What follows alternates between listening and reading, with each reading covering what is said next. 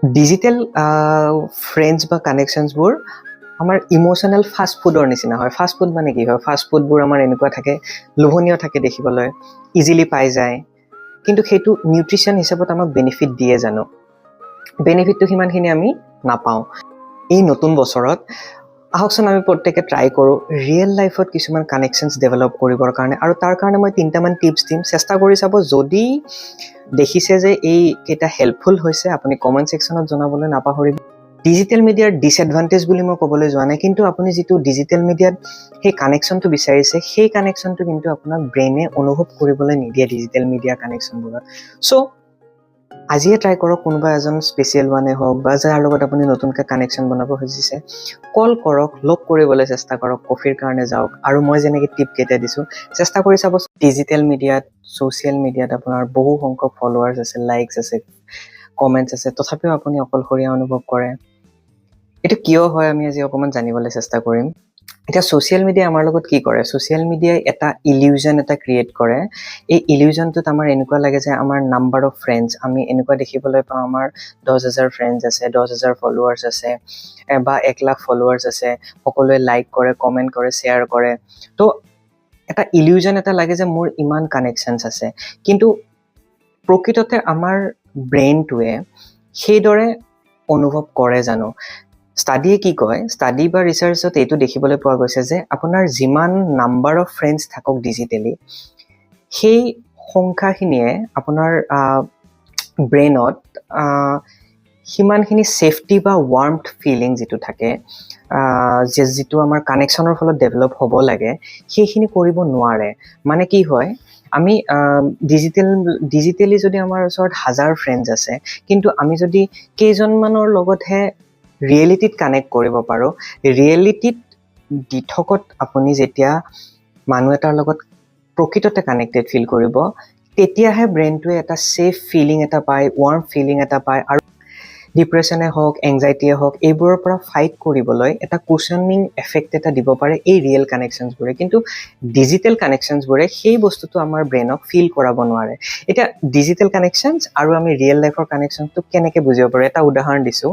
Digital friends বা কানেকশ্যনছবোৰ আমাৰ emotional fast ফুডৰ নিচিনা হয়। ফাষ্ট ফুড মানে কি হয়? ফাষ্ট ফুডবোৰ আমাৰ এনেকুৱা থাকে, লোভনীয় থাকে দেখিবলৈ, ইজিলি পাই যায়, কিন্তু সেইটো নিউট্ৰিশ্যন হিচাপত আমাক বেনিফিট দিয়ে জানো?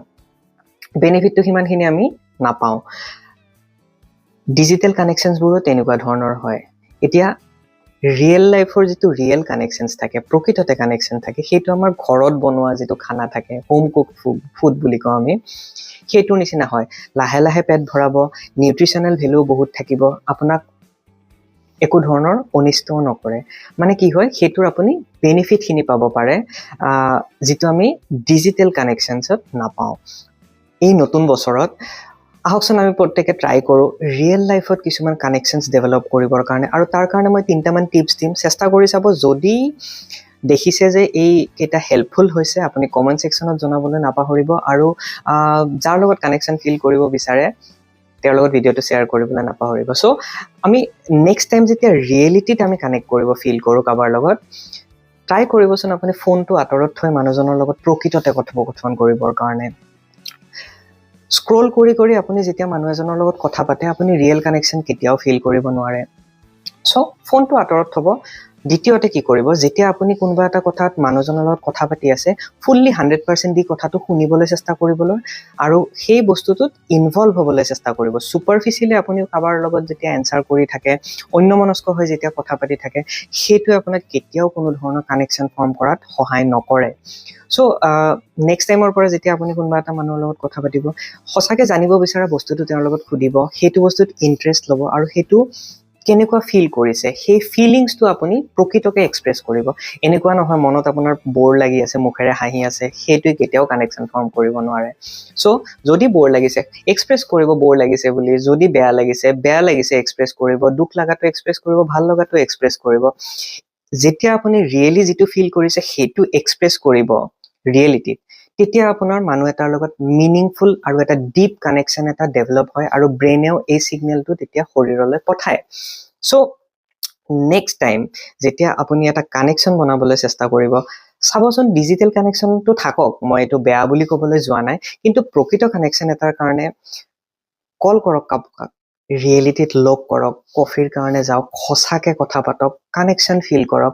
চাবচোন এই কানেকশ্যন যেতিয়া আপুনি ফিল কৰিব, এইটো আপোনাক এটা ছিকিউৰিটি এটা দিয়ে, এইটোৱে আপোনাক ষ্ট্ৰেছফুল ইভেণ্টবোৰৰ লগত ফাইট কৰিবলৈ সহায় কৰে।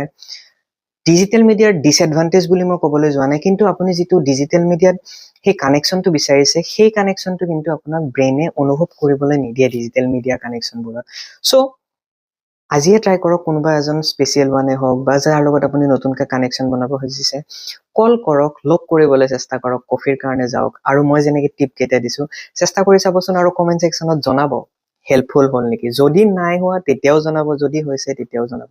ধন্যবাদ। আশা কৰিছোঁ ভিডিঅ'টো আপোনালোকে ইণ্টাৰেষ্টিং পালে, আৰু এনেকুৱা ধৰণৰ টপিকবোৰ যদি কিবা জানিব লগা থাকে কমেণ্ট ছেকশ্যনত জনাবলৈ নাপাহৰিব, আৰু ভিডিঅ'টো শ্বেয়াৰ কৰিবলৈ নাপাহৰিব। ধন্যবাদ।